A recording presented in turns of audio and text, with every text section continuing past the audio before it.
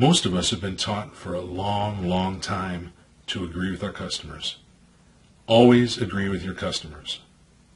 Well, I'm not going to tell you that. I'm not going to tell you that because I'm not that guy. If you consistently agree with your customers, you'll set up a scenario where it is virtually impossible to sell a vehicle because you have set expectations that cannot be met. And that's not how you sell.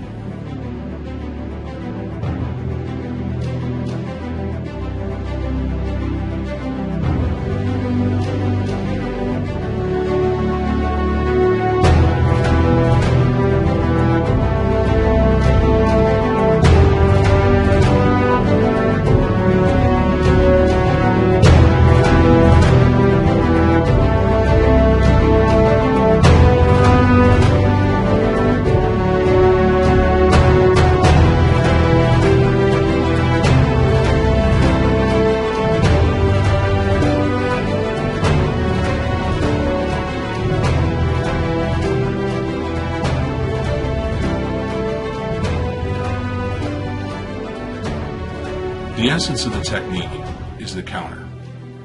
Counter your customer every opportunity you have to do so. If you truly want to get out all of the objections and concerns, counter them every single time, and it will naturally happen for you.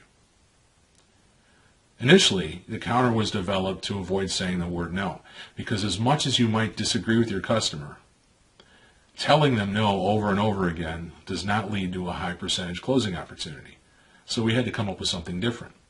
And it so happened at a one-price store when no came out more often than we wanted. In other words, do you negotiate? No. Can you take $500 off this vehicle? No. Well, come on, you can take $100 off for me. I won't tell anybody. No. And as you can see, if it got to that point, the results weren't that good. So what we had to do was develop 4 statements. The first one is we have a no hassle, no haggle environment. We chose a culture that does not involve negotiation. We prefer to relate to our guests with integrity. And at our facility, it's simple and easy for everyone. Those are the 4 statements. Now, these can be used as counters. They can be used as positive value statements. We'll get into those a little bit later. But think about this. You don't have to say no if you have these counters available to you, and you can transition and close to the next step on the road to the sale with them. For instance, do you guys negotiate? Well, we chose a culture that does not involve negotiation, John. Oh, you mean you won't even take $500 off the cost of this vehicle? Well, we're a no hassle, no haggle environment. We prefer to relate to our guests with integrity. Now, understanding that, let me show you why this vehicle is worth the money, why it's become a customer favorite here. Now, you can see how you can use these statements interchangeably in different situations. And that's what we had to do, and that was kind of the beginning of the technique. And as I said, the counter is the essence of that. Now, the interesting part is we have to use these counters because you cannot agree consistently with your customer, as we said.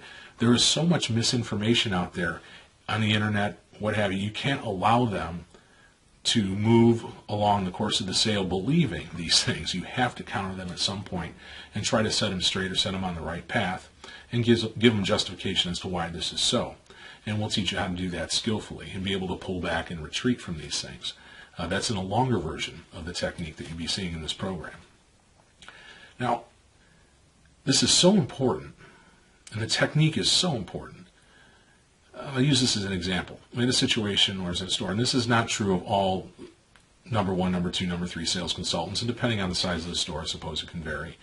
But there was a number 1 sales consultant, and by a wide margin, and you've maybe heard me talk about this before, but 18, 20 vehicles a month consistently. However, there's a huge drop-off to the next group, or to the last group, and it was 6 to 8 units a month for these folks, and they needed help. Now, there's a lot of different philosophies out there, too. You don't help the people that are at the bottom. Well, I disagree with that, but that's for another time. But the fact of the matter is the top salesperson was taking away all the attention. Now, how is this possible? Well, found out very quickly that when we desk a deal and send him in, 30 to 45 seconds later, he's back at the desk, and it's, I got a problem. Well, no matter what the problem might have been, whether it be price or trade or payment or what have you, The real problem is that he couldn't counter an objection or a concern. He couldn't stay in the deal long enough to do any good at all. So the manager had to go in, do the best they could to try to save the deal or close the deal. And all the while, the other sales consultants were not getting the attention that they needed to improve. The technique will make fair sales consultants good sales consultants great, and great elite. But more than that, it helps our store. Our entire store, our entire staff becomes far more efficient. And that's what the technique really brings. So follow me.